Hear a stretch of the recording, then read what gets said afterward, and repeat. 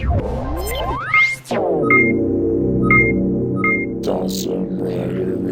YouTube, Dawson Rider here with my review of Kamen Rider Ex-Aid Episode 7.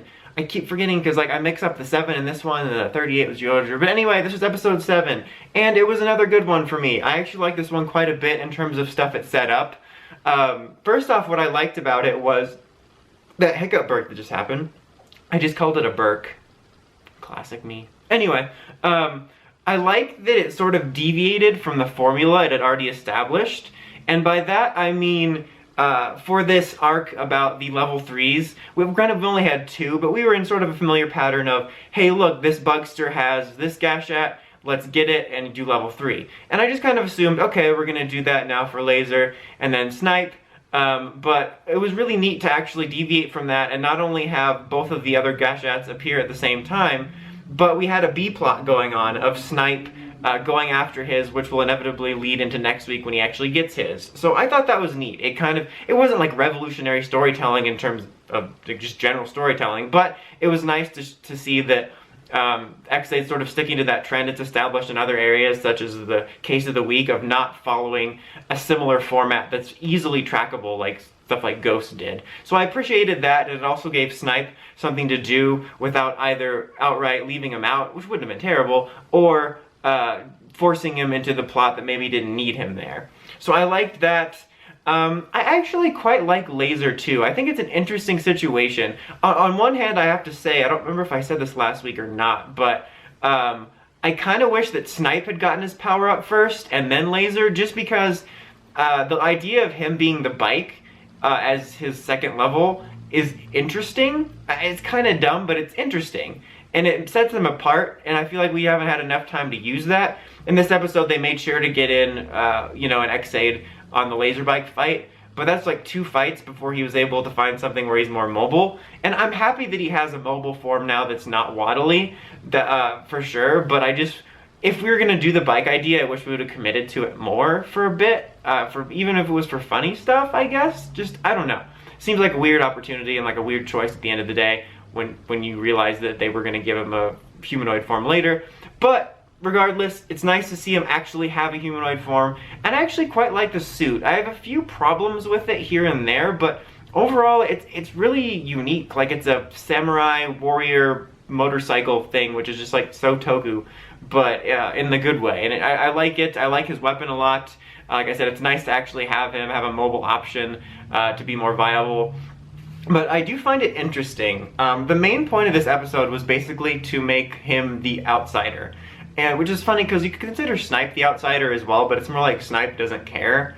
And he still fights for the same thing in a way. I mean, not that Lazer doesn't, but there's not really as much of a big deal made about as Lazer, because Snipe's kind of that classic Toku jerk character that everyone's just like, oh, you Toku jerk, you sit off in the corner and jerk? No, just, be the Toku jerk until your redemption episode. But with Lazer, they're making an effort to discredit him, and it's kind of sad in a way, which kind of makes me like him, because it's like, he's honestly has good intentions, but he's unfortunately come under this cloud of suspicion and is being manipulated by the Genom and the Bugsters to look even more untrustworthy. And he's kind of doing that thing of playing into it, which isn't doing him any favors. But it's kind of more like an armor, not like a rider armor, but like well, if you're gonna believe the worst in me, fine, I'll just make you think that's exactly what I am and do my own thing. And it makes him a little bit more interesting. I do wish the setup around him being untrustworthy was a little bit more well done. And I'm not talking about because the Genom being replaced at the last minute when he demorphed or whatever was a nice little twist, but I'm talking about the basis of their mistrust. On both sides it was stupid. On Lazer's side, as I mentioned in his debut, he had no reason to lie about having another friend infected by the Bugster virus.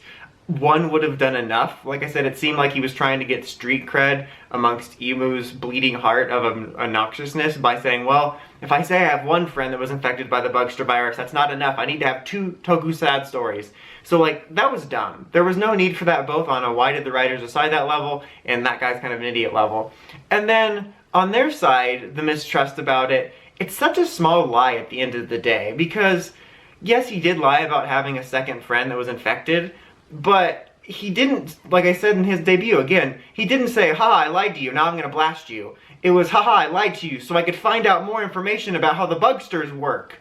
Which is helpful. It's like, haha, I lied to you. Here's some Girl Scout cookies. How dare you? Unforgivable! Like, it's just, on both sides, I just wish that his act of initial mistrust was more,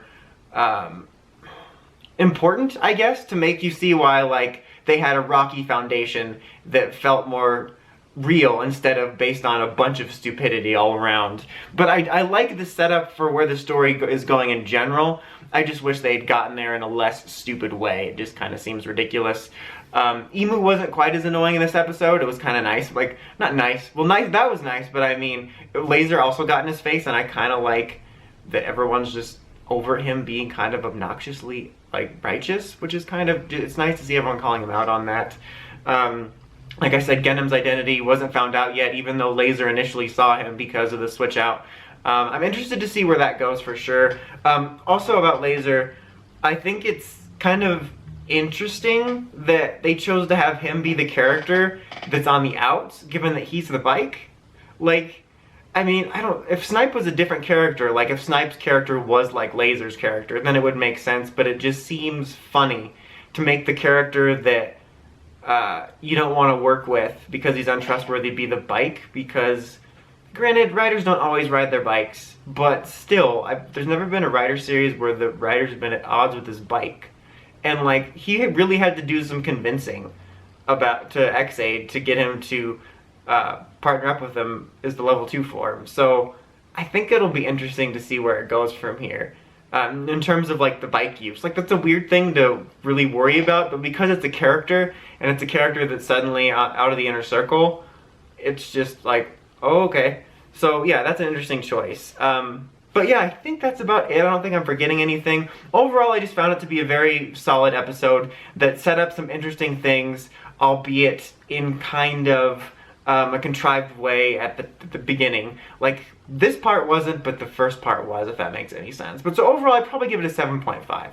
I would probably give it higher if like the foundation of the mistrust was a little bit more better set up than just classic Toku stupidity. But anyway, I'm still glad that Ex-Aid has been enjoyable. It hasn't really been stale to me. It hasn't been, with the exception of the video game theme, it hasn't been anything revolutionary in terms of plot, but I like that it hasn't stuck to the sort of classic templates we've become accustomed to. But anyway, that's about it. Until next time, make sure you check out the Crazy Podcast at writersrangerambles.com. And of course, don't forget to like, comment, subscribe. Until next time, Dawson Rider, signing out.